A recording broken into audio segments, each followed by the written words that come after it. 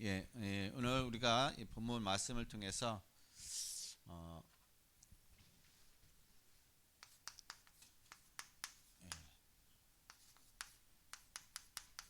서로의 발을 씻겨라. 우리가 아마 여러분도 많이 이렇게 보셨을 거예요. 세족시. 세족식의 유래는 바로 오늘 본문에서 나온 겁니다.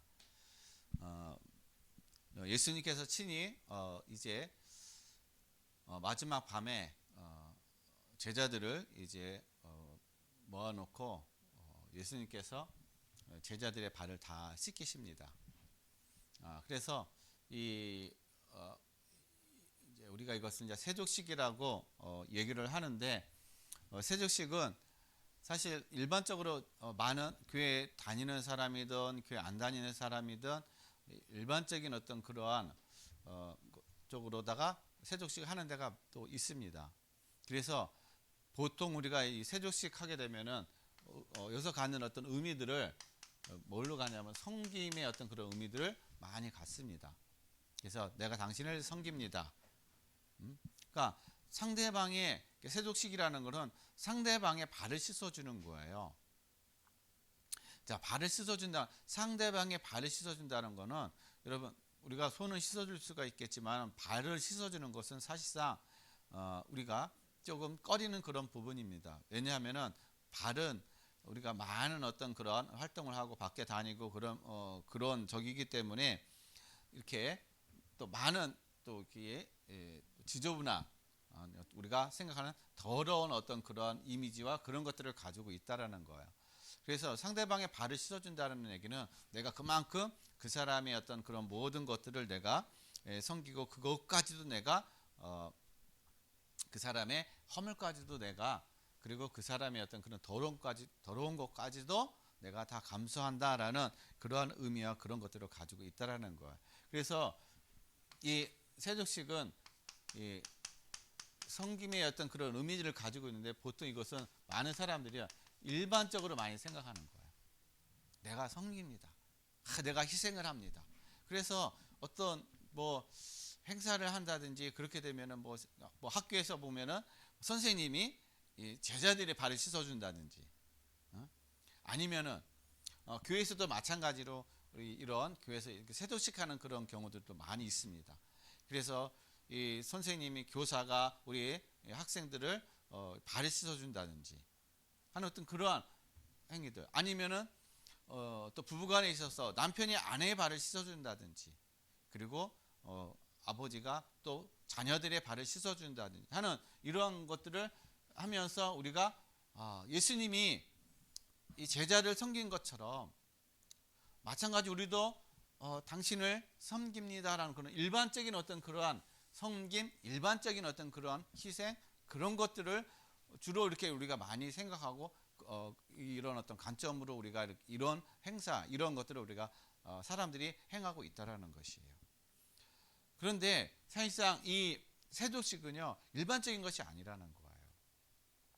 그냥 단순한 우리가 당신을 섬깁니다, 당신에게 희생합니다, 그런 어떤 의미, 그런 차원의 세족식이 아니라는 거예요. 그러니까 세족식이 어떻게 보면은 조금 많이 희석이 된 거죠. 하나님께서, 예수님께서 행하신 이 세족식의 어떤 이러한 것들이 원하는 어떤 그런 것들이 아니라 조금 이것이 변질돼 가지고 뭔가 하나님 원하시는 그런 것과 전혀 다른 그런 방향으로 흘러가고 있다는 것입니다. 물론 그렇다고 해서 이 세족식이 나쁘다는 얘기가 아니에요.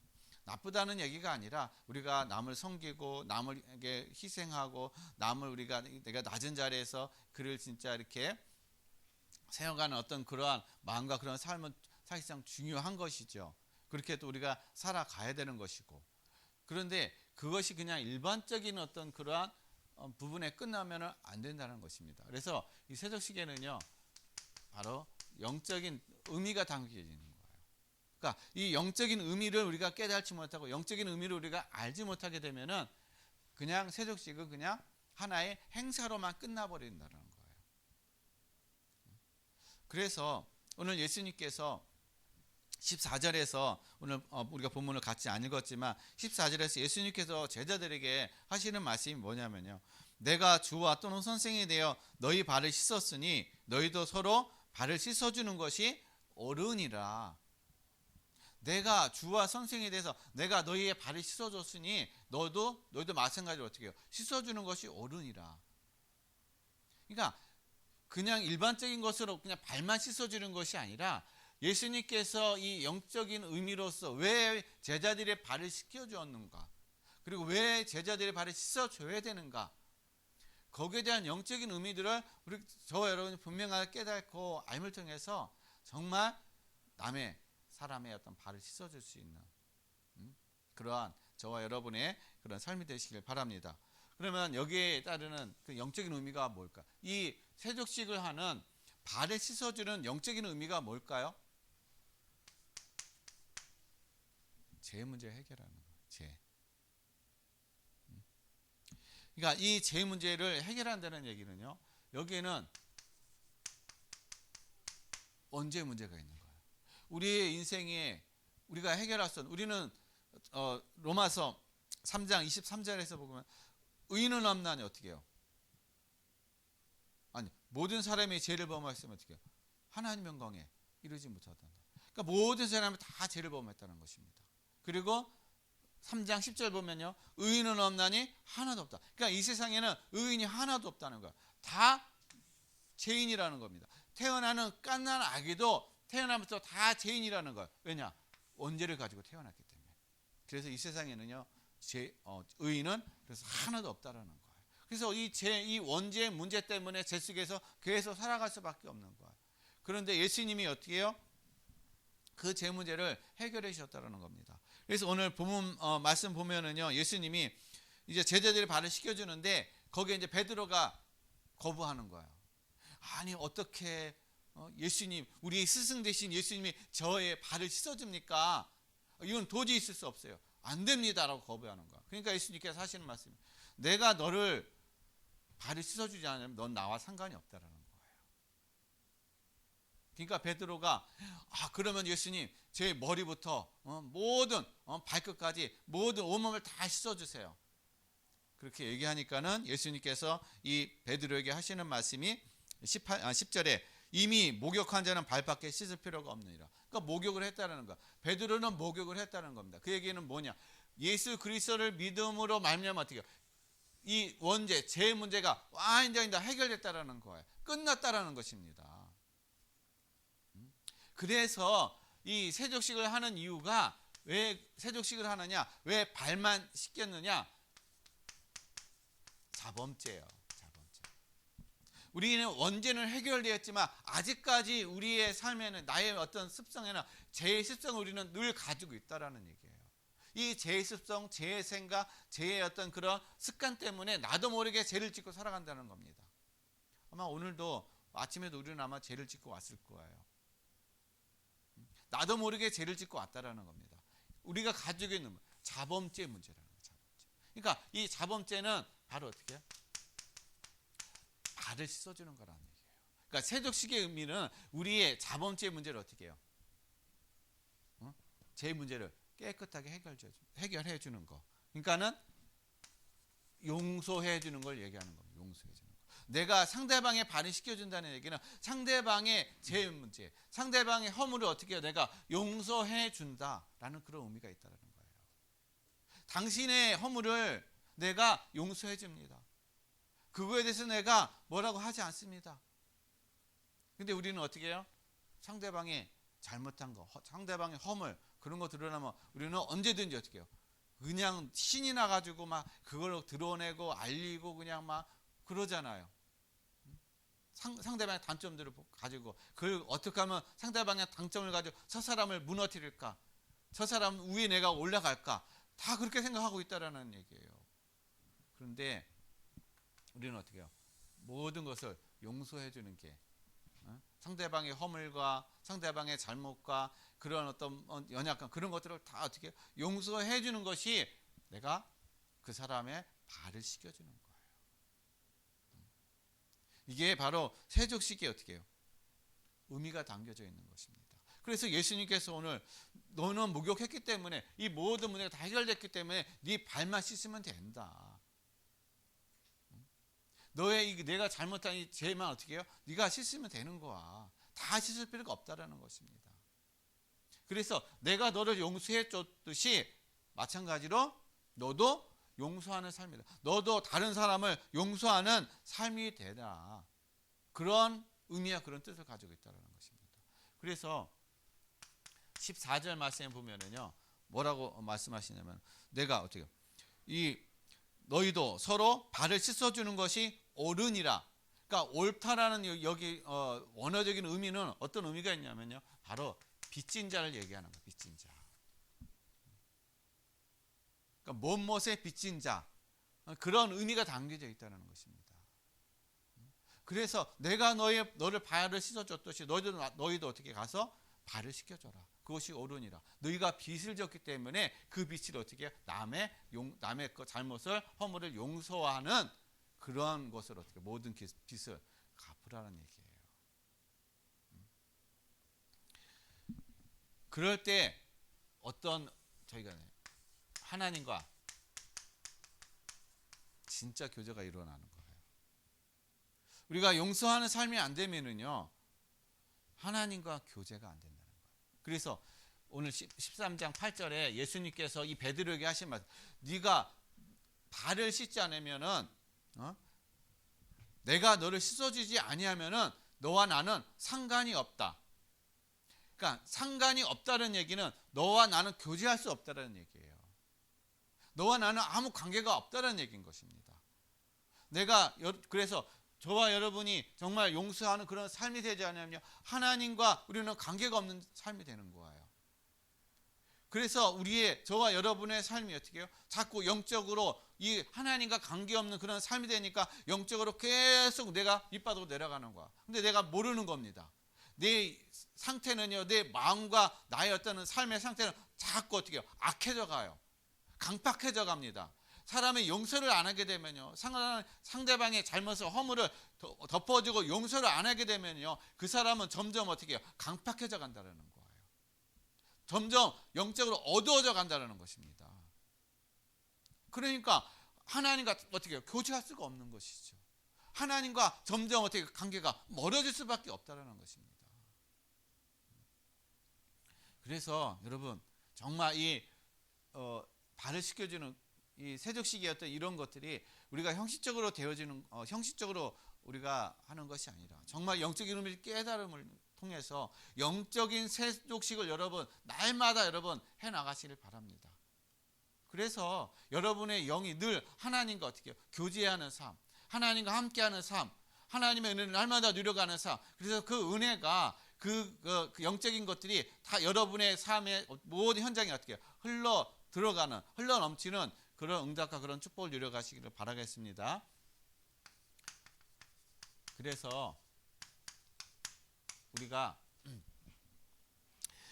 이 세족식 우리가 용서하는 그런 삶인데, 그래서 하나님께서 우리에게 주신 것이 뭐냐면요, 교회예요. 교회. 이 교회가 그래서 중요한 것입니다. 우리가 교회가 뭔지를 정확하게 모르게 되면은 여러분, 우리가 진짜를 모르는 거예요. 사람들이 왜 은혜를 못 받습니까? 왜 자꾸 사람들이 여기 갔다 저기 갔다 그래요? 진짜 교회를 모르니까 그러는 거예요. 교회가 뭔지를 모르니까는 사람들이 그러는 거예요. 그래서 교회가 정말 이 하나님의 이 말씀, 이 언약이 전달되어지고 하나님의 말씀이 선포되어지고 정말 거기 그 안에 성령의 역사가 일어나는 그런 교회. 그래서 그 안에 생명력이 일어나는 그런 교회.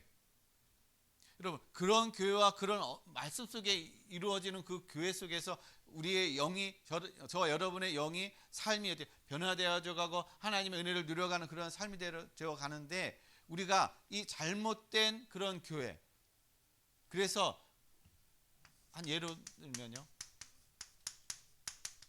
유대교회, 유대인 하나님이 제일 먼저 교회를 어디서부터 물론 하나님은 아담과 하와 때부터 교회가 시작된 거예요. 엄밀히 따지면은요.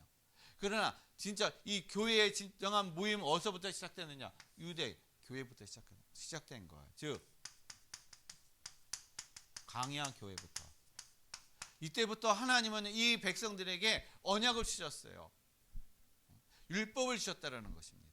모세를 통해서 하나님은 이들에게 진정한 이제 하나님의 나라의 한 이스라엘 국가라는 이스라엘 나라라는 이 하나님의 선민으로서 선택해 주시고 하나님께서 세워 가셨다라는 거예요. 그래서 이 이스라엘 나라는 이 신본주의, 우리는 지금 많은 어떤 나라들이 국가들이 뭐 자유민주주의라든지 뭐 그런 것들을 많이 저기 얘기를 하고 있잖아요.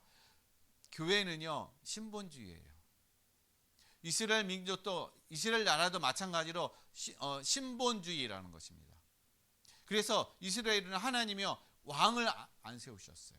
그런데 나중에 이스라엘 사람들이 이스라엘 민족이 왕을 원하기 때문에 하나님께서 이스라엘 민족에게 왕을 하나님께서 세우게 하셨다라는 것입니다.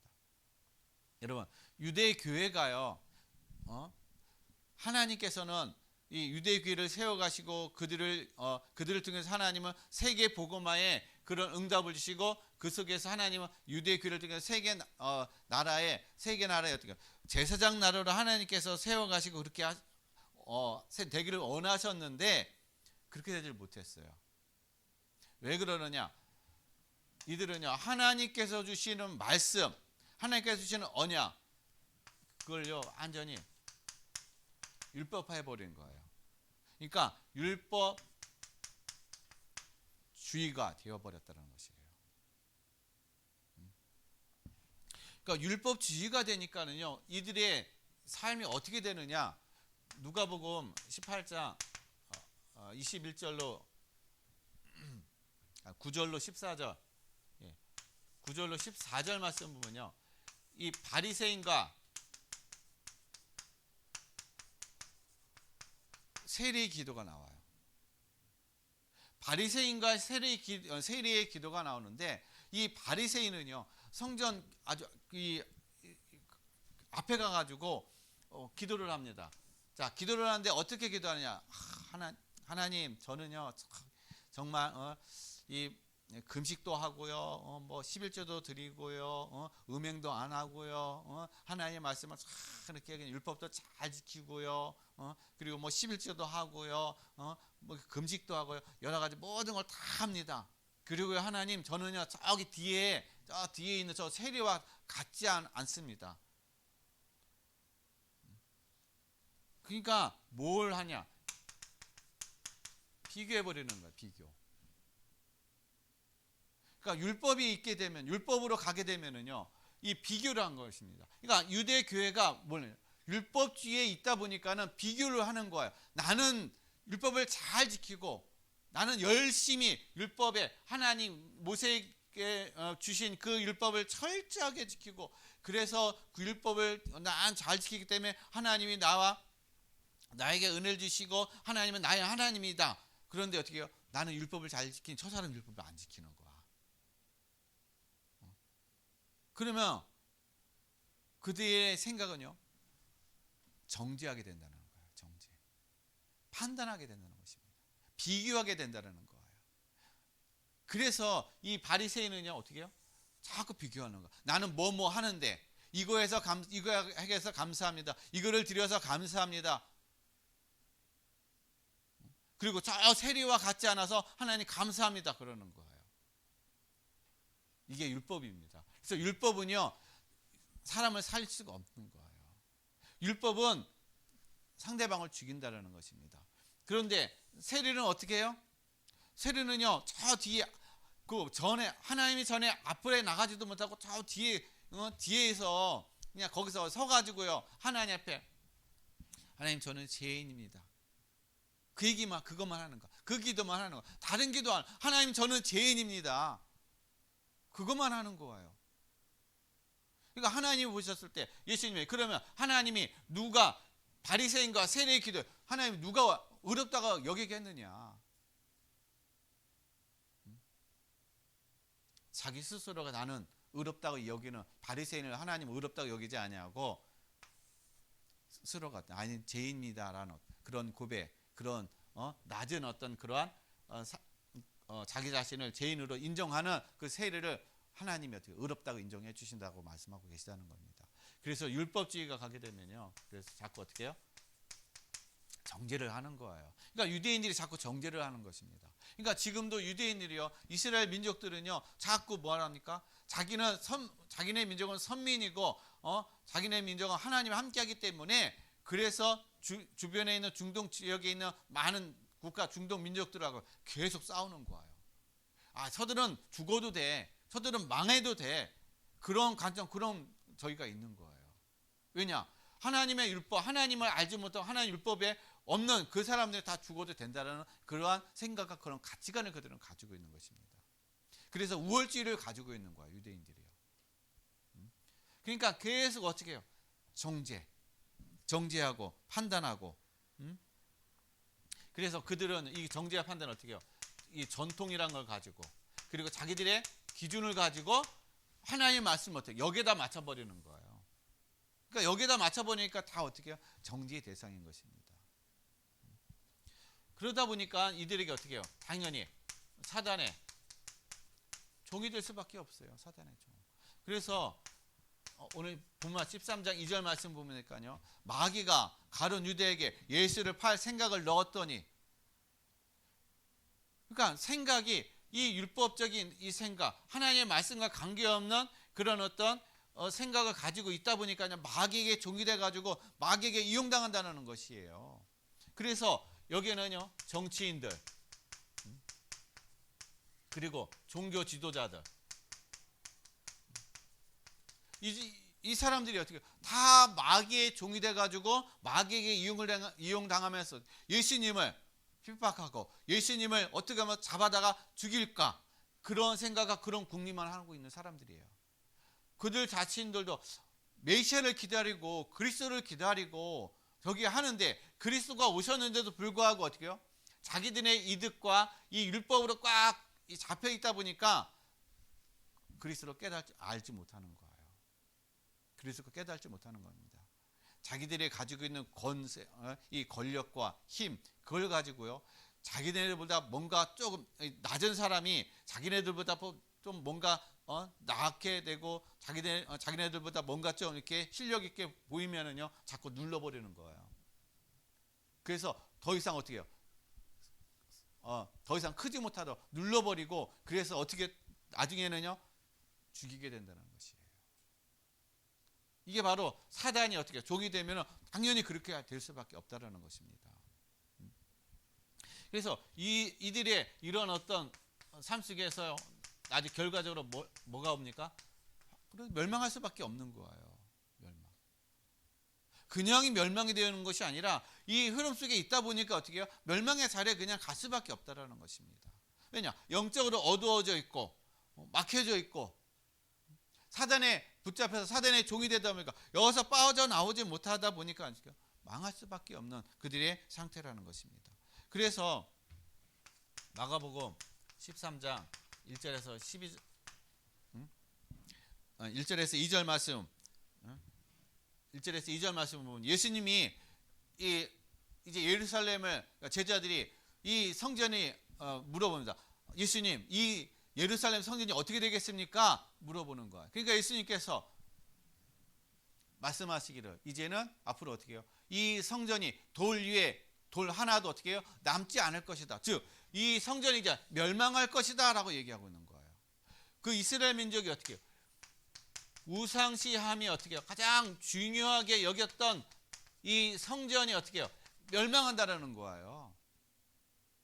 그들이 이스라엘 민족은요, 이 성전을 가장 중요하게 여겼어요. 왜냐? 거기는 하나님 앞에 제사하고 하나님의 임재하고 하는 어떤 그러한 중요한 곳이기 때문에 그 모든 정치와 모든 것이 그 안에서 이루어지기 때문에 가장 중요한 것이 바로 성전이라는 거예요. 그런데 예수님은 그 성전을 어떻게 해요? 이제 완전히 다 무너질 거라고 얘기하고 있는 거예요. 돌 위에 돌 하나도 어떻게 해요? 남지 않냐고 완전히 무너져 버릴 것이다. 완전히 멸망할 것이다 라고 예언하고 계시다는 것입니다. 즉 사단의 종이 되고 어떻게 해요? 복음 깨닫지 못하고 구원을 받지 못하면은 궁극적으로 멸망할 수밖에 없는 거예요. 근데 그 멸망이 어떻게 해요? 현재의 삶의 어떤 우리에게 있는 삶의 문제 속에서도 멸망이지만 후대까지도 멸망한다라는 거예요. 중요한 건 이스라엘 백성들이 이스라엘이요 그리스도를 믿지 못하고 박해하고 십자가에 못 박고 그리고 저주함으로 말미암아 이스라엘 민족은요 그 후대까지도 계속 멸망당한 거예요.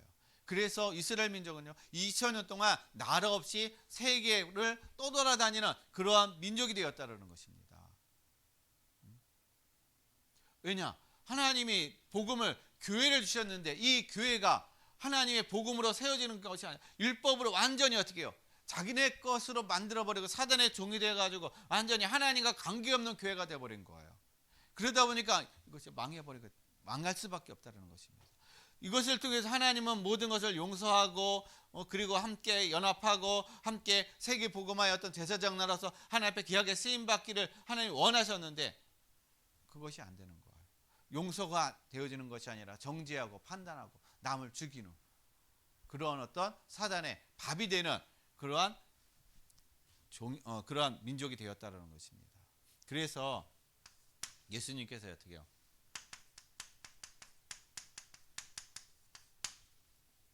참 교회를 세우신 거예요. 참 교회를 예수님이 어떻게 다시 세우셨다는 것입니다. 어떻게 했냐? 세우셨냐? 마태복음 16장 16절로 18절 어떻게? 그리스도 고백 이외에 세워진 교회. 그래서 이 그리스도 고백 이외에 세워진 교회는요. 음부의 권세가 무너뜨리지 못한다는 것입니다. 그 어떤 것도 세상의 그 어떤 것도 사단도 이 고백 이외에 세워진 교회는요. 절대로 무너뜨릴 수가 없다는 것입니다. 그러니까 완전한 어떻게 해요? 교회를 그리스도께서 세워놓으신 거예요. 그래서 그런데요. 이 교회가 보세요. 뭐가 있느냐? 지상의 이 교회는요. 저 여러분이 알아드릴게요. 지상의 교회는요. 알곡과 가라지가 있다라는 거예요. 교회 안에는 모든 사람들이 다 구원받는 게 아니라는 거예요. 교회 왔다고 해가지고 모든 사람들이 다 어떻게 해요? 구원받고 다 천국 가는 거 아니라는 것입니다. 모든 사람이 다 알곡이 아니라는 거예요. 교회 안에는 알곡과 가라지가 분명하게 있다는 사실인 것입니다. 그래서 한번 우리 자신을 봐야 돼. 내가 알곡인가 가라지인가. 그래서 마태복음 13장 24절로 30절 말씀 보면요. 밭에 씨를 뿌렸는데 그 밭에는요. 알곡과 가라지가 있다라는 거예요. 그러니까 제자들이 아니 예수님 누가 이 가라지를 여기다가 심었습니까? 그러니까 사단이 가라지를 심었다라는 거예요. 그래서 예수님이 가라지를 어떻게 해요? 그냥 추수 때까지 그냥 놔두라는 거예요. 왜 교회 안에 많은 다양한 사람들이 있느냐? 교회 안에 우리가 구원받고 재용선 받고 우리가 하나님의 자녀 됐으면 뭔가 우리의 삶이 변화되고 뭔가 우리의 삶이 정말 하나님의 자녀다운 그런 삶을 누려야 되는데 그렇지 못하고 오히려 세상 사람보다 불신자보다 더 못한 삶을 살아가고 있느냐? 왜 그런 사람들 하나님의 가만 놔두시느냐? 가라지, 알곡 때문에 가라지를 남겨두는 거예요. 그리고 이 가라지를 또 이 교회는요 품고 가는 겁니다. 이게 교회인 거예요. 교회는 그래서 바른 사람만 있는 게 아니에요. 못난 사람도 있고 똑똑한 사람도 있고 좀 모자란 사람도 있고 능력 있는 사람도 있고 좀 능력이 없는 사람도 있고 그 다양한 사람들이 있는 것이 바로 교회라는 것입니다. 부족한 사람들이 있는 것이 바로 교회라는 거예요. 그래서 교회는 그 모든 사람을 품어줄 수 있는 것이 바로 교회라는 것입니다. 그래서 오늘 본 말씀 요한복음 13장 2절 말씀에 가룟 유다 여러분 예수님을 3년 동안 쫓아다니는 사람이 가룟 유다예요. 제자라는 것입니다. 그런데 이 가룟 유다가 예수님을 팔아버리잖아요. 배반해버리잖아요. 아니 어떻게 3년 동안 예수님과 동고동락하면서 같이 지내면서 모든 것을 같이 예수님이 행하시는 기적을 보고 그리고 말씀을 듣고 가르침을 받고 하는 그러한 속에서 3년 동안 동행했는데 어떻게 예수님을 팔아버려요? 3년 동안 동행해도 말씀이 안 들어오는 거예요. 3년 동안 아무리 예수님이 행하는 기적과 그것을 봐도 그의 마음과 생각은 다른 곳에 있었다라는 것이에요. 그러니까 말씀이 안 들어오는 겁니다. 그러다 보니까 사단에게 그 마음과 생각을 빼앗겨가지고 사단이 심어놓는 예수님을 팔 생각을 그가 그 생각에 넣어주니까 그것을 잡아버리고 예수님을 팔아버리는 겁니다. 그런데 교회는요, 배신자, 배반자도 품는 것이 교회인 거예요. 이런 사람도 가라지도 와가지고 여기서 복음 듣고 말씀 듣고 그가 깨닫고 이 구원받고 하나님의 자녀되는 그런 은혜와 축복을 누리면 감사하지만 아니 그렇지 않다 하더라도 어떻게 해요? 감사한 거예요. 왜냐? 이 사람들 때문에 알곡이 더 알곡이 되어가는 것입니다.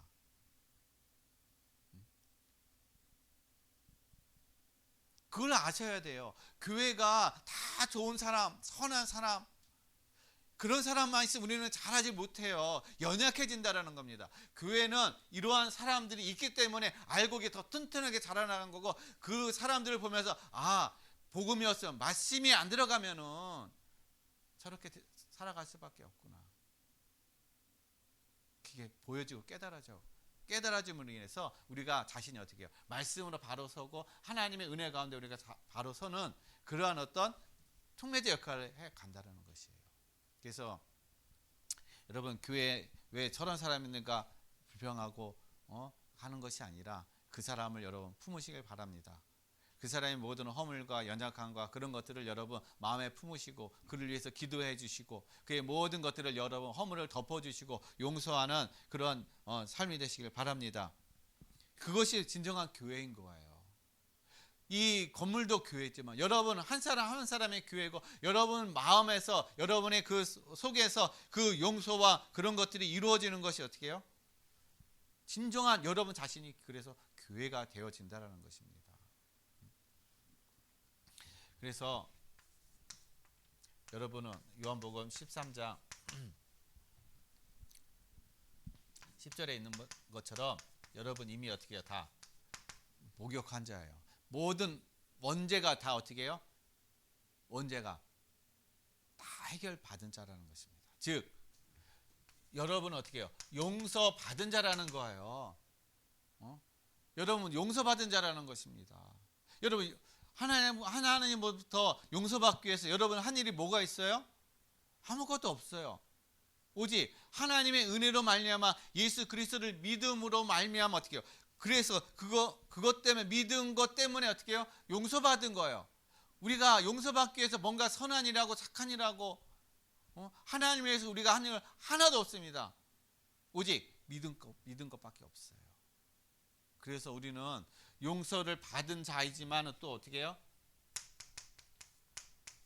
빚진 자라는 사실이에요. 용서를 받았지만 또 빚진 자라는 사실인 겁니다. 그래서 빚을 졌기 때문에 요한복음 13장 14절에 그래서 서로 어떻게 해요? 용서하라는 거예요. 서로 용서해 주라는 거예요. 서로 허물을 덮어주라는 것입니다. 허물을 덮어준다는 상대방이 잘못하고 막 죄를 짓고 했는데 저거 나 안 봤어 그냥 몰라 그런 의미가 아니라는 거예요. 죄를 짓고 잘못한 거에 대해서 그걸 가지고 막 정죄하고 판단하고 그 사람에게 막 그렇게 하는 것이 아니라 그 사람이 그런 것에서 돌이킬 수 있도록 어떻게 해요? 우리가 그런 마음을 가지고 그 사람을 상대해야 된다는 것입니다.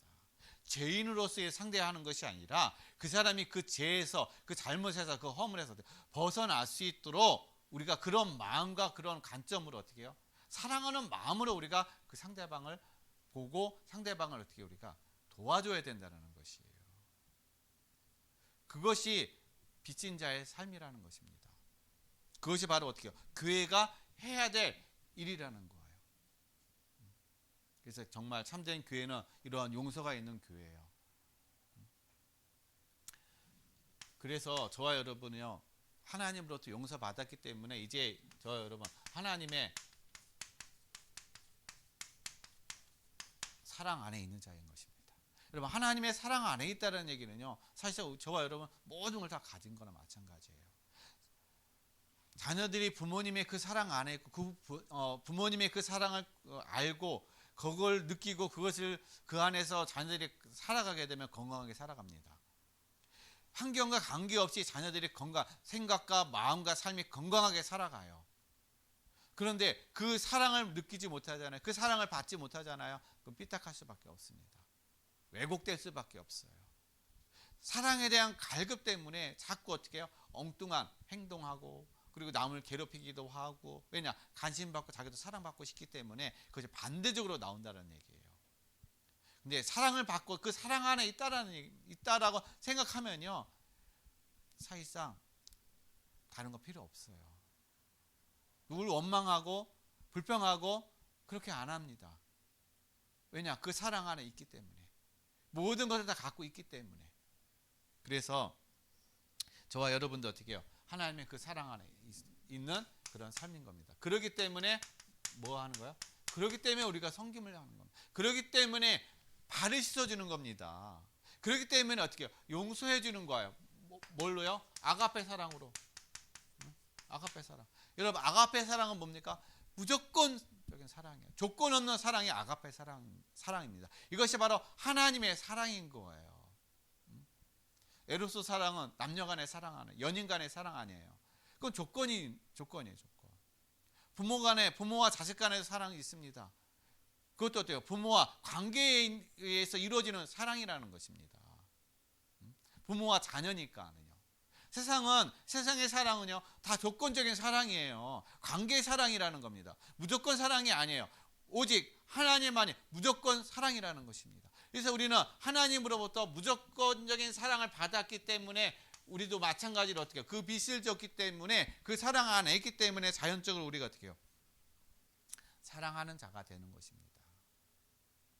그래서 우리가 섬기는 거예요. 그래서 연약한 자를 섬기는 것이고, 힘든 자를 섬기는 것이고, 그러는 겁니다. 왜냐? 우리도 마찬가지로 그런 사랑을 받았기 때문에. 그래서 그 사랑을 모르는 사람을, 알지 못하는 사람, 깨닫지 못하는 사람은 우리가 섬기고, 우리가 더 도와주고, 때로는 우리가 헌신하는, 희생하는 그러한 삶이 되는 것입니다. 그래서 그런 삶을 통해서 어떻게 해요? 13장 8절에 있는 것처럼 하나님과 깊은 관계가 되어가는 것. 이러한 사랑을 하는 사람, 이러한 삶을 누리는 사람이 하나님과 깊은 관계를 맺어가는 그러한 삶을 된다는 사실인 것입니다. 그리고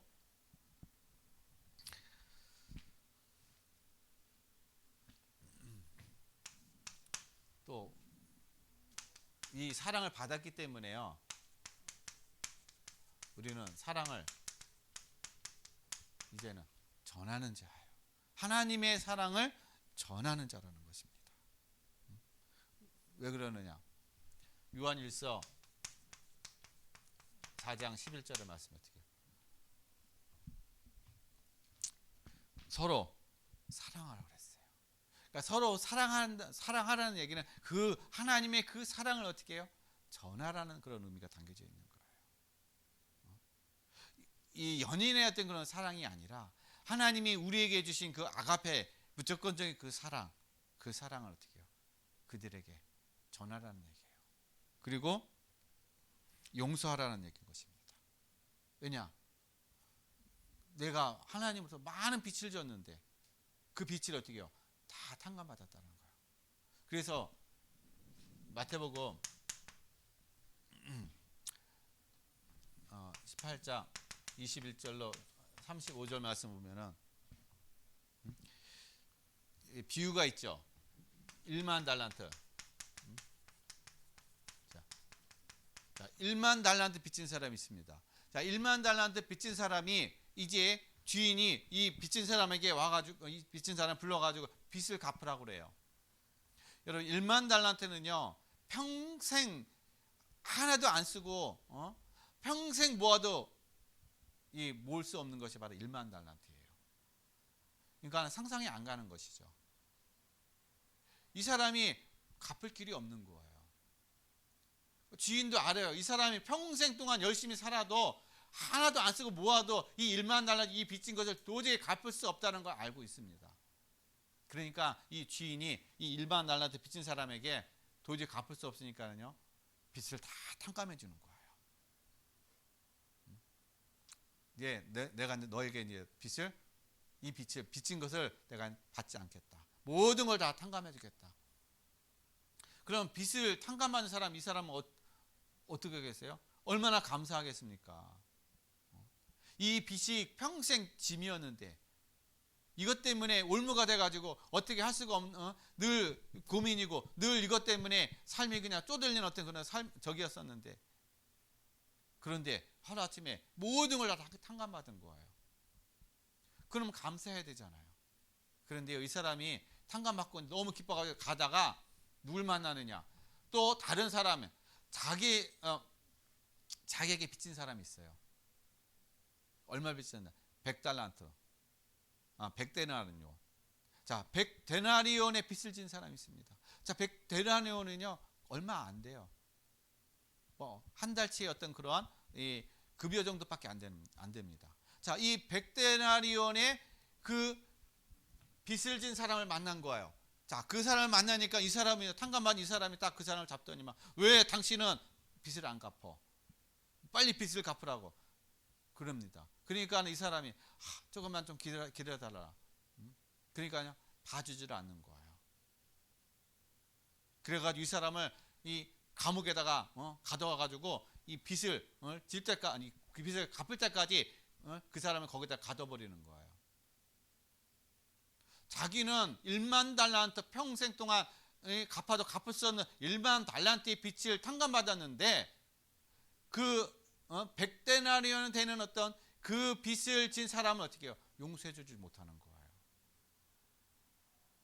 오히려 더 악하게 군다는 겁니다. 그래서 그 주인이요 이 사실을 알고 빚을 탕감받은 그 사람을 다시 불러가지고요, 네가 왜 악하게 구느냐 하면서 이 사람을 다시 어떻게 해요? 빚을 다 갚을 때까지 감옥에다 그냥 이 사람을 다 가둬버린다는 거예요. 그러니까 용서받았는데 용서할 줄 모르는 거예요. 내가 어디서 용서받았는지, 무엇을 용서받았는지 그걸 모르는 거예요. 그러니까 사람이 강팍해지는 겁니다. 그래서 우리가 용서하는 삶이 안 되면요, 제가 아까 말씀드렸듯이 용서하는 삶이 안 되면 내 마음과 생각과 나의 영적인 상태가 계속 각박해질 수밖에 없는 거예요. 그래서 작은 것도 용서하지 못하고 작은 것에서 내가 그냥 바르르 떨고 그렇게 되는 것입니다. 그게 하루아침에 되는 것이 아니에요. 점점 그게 쌓여져 감으로 인해서 나의 영적인 상태가 완전히 어떻게 해요? 바닥에 내려갈 때는 내가 완전히 용서 받은 자인데 용서 못 받은 자처럼 그렇게 생활하고 있다는 것입니다. 그래서 여러분, 우리가 하나님으로부터 하나님의 사랑 안에 있기 때문에 여러분 정말 우리가 진정한 성김이 되고 이 사랑을 여러분 전하는 그러한 삶이 되시기를 바라겠습니다. 그럴 때 여러분 진짜 하나님의 그 은혜와 축복을 누려가는 것이고, 정말 영적으로 어떻게 우리가 나무에 발을 씻겨주는 그러한 삶이 되는 것이에요. 이게 영적인 어떤 세족식이라는 것입니다. 그래서 용서가 있는 그러한 가정 관계 속에서 모든 것들이 정말 회복되어지고 하나님의 응답과 축복을 다 누려가시길 바라겠습니다. 그 다음에 이제 결론을 말씀드립니다. 여러분,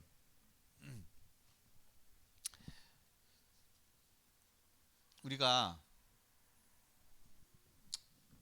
사람들은요, 사랑과 건의와 또 이기나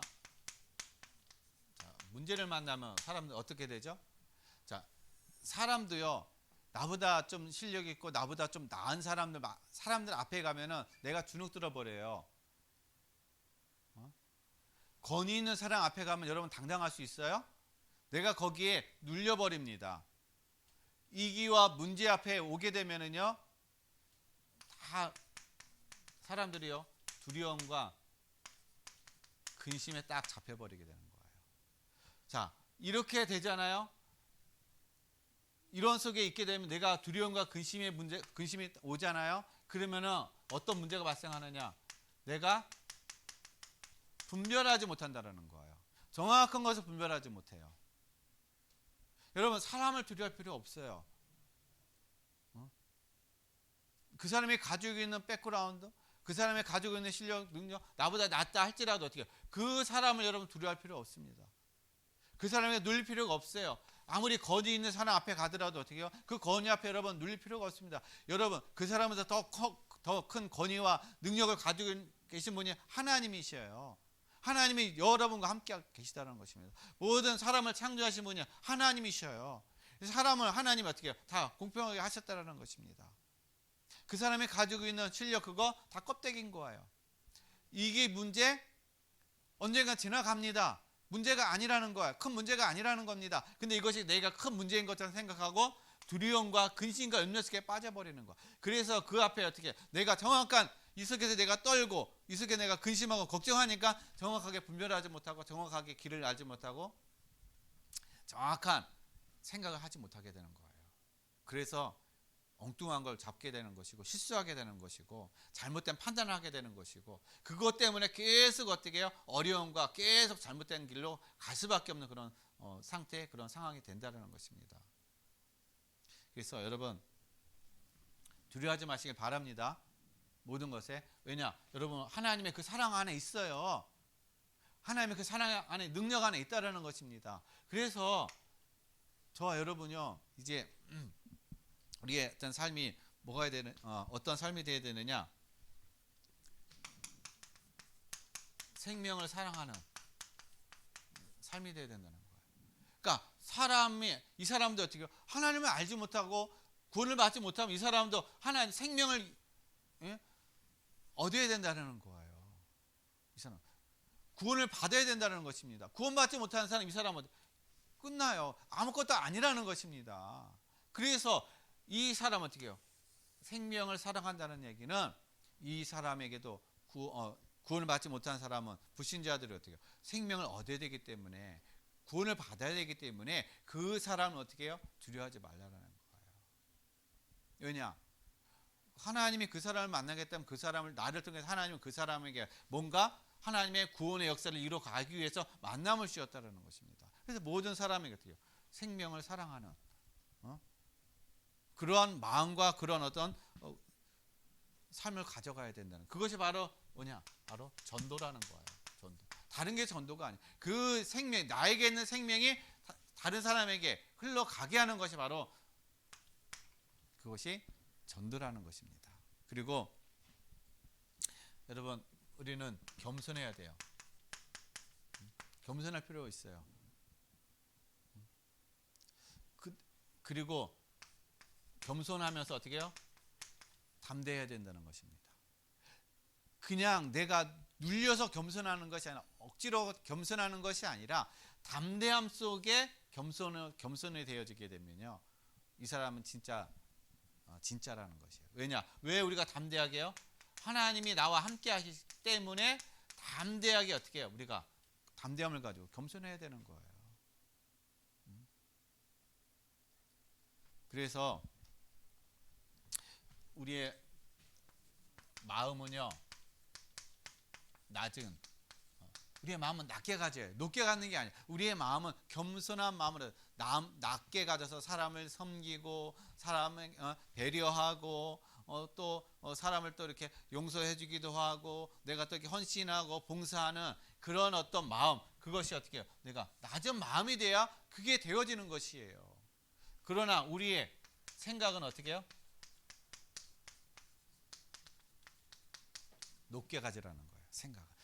내가 저와 여러분이 가지고 있는 생각은 높은 생각. 그러니까 높은 생각은 어떤 생각입니까? 나는 하나님의 자녀. 하나님이 나와 함께하고 계시고 내가 하는 내 이 모든 일은 하나님께서 나를 통해서 하나님의 구원의 역사를 이루어 간다라는 거. 하나님 나를 이 현장에 이 만남 속에 하나님은 나를 이 일 속에 하나님은 선교사로 보내주시고 이 현장 속에 하나님이 함께하는 그런 은혜를 구원의 역사를 이뤄나가는 그런 전도자의 삶으로다가 하나님 나를 보내셨다는 그런 마음과 그런 생각을 가지고 있는 거야. 나는 하나님의 자녀라는 사실. 그 높은 생각을 가지고 있으라는 겁니다. 그 높은 생각을 가지고 이 땅에서 우리는 어떻게 해요? 섬김의 삶이 되어야 된다는 것이. 그 섬김이 바로 어떻게 해요? 바로 발을 씻겨주는 거, 용서해주고 배려해주고 하는 어떤 그런 마음, 그런 삶. 예수님도 그런 삶을 사신 거예요. 예수님도 어떻게 해요? 육신의 사람, 하나님의 아들이지만 육신의 사람의 피조물의 형상을 입고 이 땅에 오셔가지고요. 육신은 사람을 섬기는 거야. 낮은 자, 겸손하게 연약한 자, 불쌍한 자, 고통하는 자, 그들에게 가서 어떻게 해요? 섬겨줬다라는 것이. 낮은 마음으로. 그런데 생각은요, 하나님의 자녀. 신적인 그런 생각, 그 하나님의 나라의 그 생각과 그 마인드, 그걸 가지고 3년간 어떻게 해요? 사역을 하신 거예요. 저와 여러분도 그런 마음과 그러한 중심을 가지고 우리가 나갈 때 하나님은 분명히 저와 여러분을 통해서 분명 하나님의 귀한 역사를 일어나가실 줄로 믿습니다. 기도하겠습니다. 하나님 아버지 감사드립니다. 예수님께서 오늘 제자들의 발을 씻겨줌을 통해서 하나님 또 너희도 가서 모든 사람들의 발을 씻겨주는 것이 옳다고 말씀하고 계십니다. 하나님 우리에게 주신 그 힘을 가지고 능력을 가지고 이제 겸손한 마음으로 섬기며 용서하며 배려하는 삶이 되게 하여 주옵소서. 감사함을 드리며 거룩하신 예수 그리스도 이름으로 기도드렸습니다. 아멘.